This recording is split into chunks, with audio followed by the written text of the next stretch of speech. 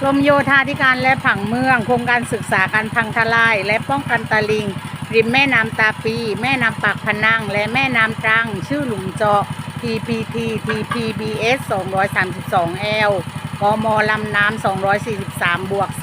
480ที่ตั้งตำบลควนกลางอำเภอพิปูนจังหวัดนครศรีธรรมราช